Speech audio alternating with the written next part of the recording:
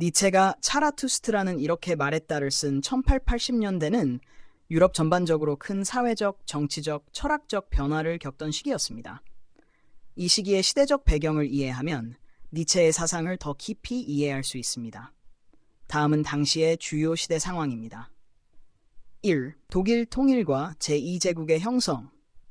1871년에 독일은 프로이센의 주도로 여러 독일 국가들을 통합하여 독일 제국을 형성했습니다.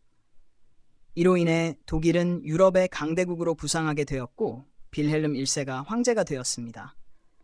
그러나 이러한 정치적 통합은 독일 내의 다양한 민족적, 문화적 갈등을 야기하기도 했습니다. 니체는 독일 민족주의와 제국주의의 팽창을 비판적으로 바라보았습니다. 2. 산업화와 근대성의 도래. 유럽 전역에서 산업혁명이 가속화되면서 도시화가 진행되고 산업화로 인한 사회적 변화가 급격하게 일어났습니다. 많은 사람들이 농촌을 떠나 도시로 이동했으며 이는 노동자 계층의 형성과 사회적 갈등을 초래했습니다. 니체는 이러한 변화 속에서 전통적인 가치관이 흔들리고 인간의 삶이 기계적이고 피상적으로 변해가는 것을 우려했습니다. 그는 이 시기에 인간 소외와 물질주의적 경향을 비판했습니다. 3. 전통적 종교와 도덕의 위기. 이 시기는 과학적 발견과 계몽주의 사상이 전통적인 종교적 믿음을 약화시키고 있었습니다. 다윈의 진화론이 대표적인 예로 이는 창조론적 세계관을 뒤흔들었습니다. 니체는 이러한 배경에서 신은 죽었다, Gott's tot 라는 선언을 통해 전통적인 기독교적 도덕과 신앙의 붕괴를 지적하고 새로운 가치관의 필요성을 역설했습니다. 4. 유럽 정치의 불안정. 19세기 후반 유럽은 제국주의 경쟁과 민족주의의 부상으로 정치적 긴장이 고조된 시기였습니다. 프랑스, 영국, 독일 등 유럽 강대국들은 식민지 확장을 위해 경쟁하고 있었고 이는 곧 20세기 초반 세계대전의 전조가 되었습니다. 니체는 이러한 유럽의 정치적 상황에 대해 회의적이었고 기존의 정치 구조와 질서가 인간의 본질적 자유와 창조성을 억압한다고 보았습니다. 5. 철학적 배경, 허무주의와 실존주의의 부상. 19세기 말 유럽 철학은 허무주이즘의 영향 아래 있었습니다. 전통적 가치와 의미체계의 붕괴는 많은 사람들에게서의 목적과 의미에 대한 깊은 의문을 불러 일으켰습니다. 니체는 이러한 허무주의적 경향을 직시하면서도 이를 극복하고 새로운 가치와 의미를 창조하려는 실존주의적 입장을 취했습니다. 그는 übermensch이라는 개념을 통해 기존의 가치관을 넘어서는 새로운 인간의 이상을 제시했습니다. 6. 개인적 배경. 니체는 이 책을 집필할 당시 건강이 매우 악화된 상태였으며 대부분의 시간을 혼자 보내며 글을 썼습니다.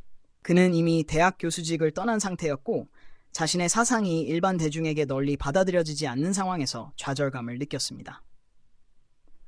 그의 건강 문제와 고립된 삶은 그에게 철학적 사색과 글쓰기에 집중할 수 있는 기회를 주었지만 동시에 외로움과 고통 속에서 자신의 사상을 더욱 극단적이고 도전적인 방식으로 표현하게 만들었습니다. 이러한 시대적 배경 속에서 니체는 기존의 도덕과 가치체계에 대한 비판과 새로운 인간상과 삶의 방식에 대한 철학적 탐구를 차라투스트라는 이렇게 말했다에서 펼쳐 보였습니다.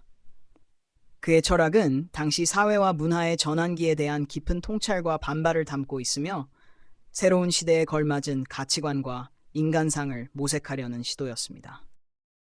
니체의 이 구절은 전통적인 평화나 안락함을 추구하는 삶의 방식을 비판하고 끊임없는 자기 도전과 변화를 추구하는 삶의 태도를 강조하는 것입니다. 이 구절을 차근차근 설명해 볼게요. 1. 그대들은 새로운 전쟁의 수단으로서 평화를 사랑해야 한다.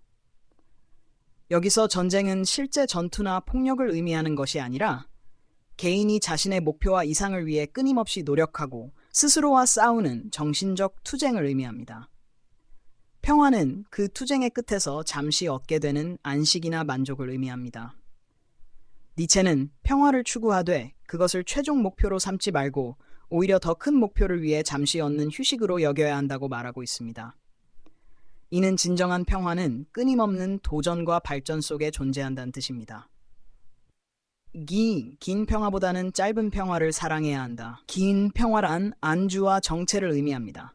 즉 오랫동안 변화 없이 지속되는 상태를 말합니다. 니체는 이런 상태가 개인의 성장을 저해한다고 보았습니다. 반면 짧은 평화는 도전과 도전 사이의 짧은 휴식, 즉 새로운 목표를 향해 나아가기 전에 잠시 얻는 평화입니다. 이는 일시적 만족을 의미하며 곧바로 새로운 목표를 향해 다시 나아갈 준비를 하라는 의미입니다. 3. 나는 그대들에게 일을 하지 말고 전투하기를 권한다. 여기서 일은 일상적이고 반복적인 노동이나 단순한 생존을 위한 활동을 의미합니다. 니체는 이런 일을 단순히 생계를 위한 수단으로 여기지 말고 더 큰 목표를 위한 전투로 여겨야 한다고 주장합니다. 전투는 정신적, 육체적, 도덕적 도전을 의미하며 자신을 극복하고 더 나은 자신을 만들기 위한 투쟁입니다. 즉, 그는 단순히 살아가기 위해 일하지 말고 스스로의 한계를 넘어서기 위한 끊임없는 도전을 하라는 뜻입니다. 4. 나는 그대들에게 평화가 아니라 승리하기를 권한다. 평화는 단순한 안락함이나 갈등의 부재가 아니라 개인의 성장을 위한 도전 과정에서 얻어지는 성취감입니다. 승리는 자기 자신을 극복하고 끊임없이 성장하며 자신의 목표를 이루어내는 것을 의미합니다. 니체는 단순히 갈등을 피하는 것이 아니라 도전을 통해 자신을 승리로 이끌라고 말하고 있습니다. 요약, 니체는 우리가 현재의 안락함이나 평화에 머무르기보다는 끊임없이 스스로와 싸우고 도전하며 자신을 성장시키라고 주장합니다. 짧은 평화와 전투를 통해 우리는 진정한 승리를 경험할 수 있으며 이를 통해 개인의 성장이 이루어진다고 믿습니다. 그의 말은 다소 격렬하게 들릴 수 있지만 이는 개인이 안주하지 않고 지속적으로 발전하길 바라는 그의 철학적 메시지라고 할 수 있습니다.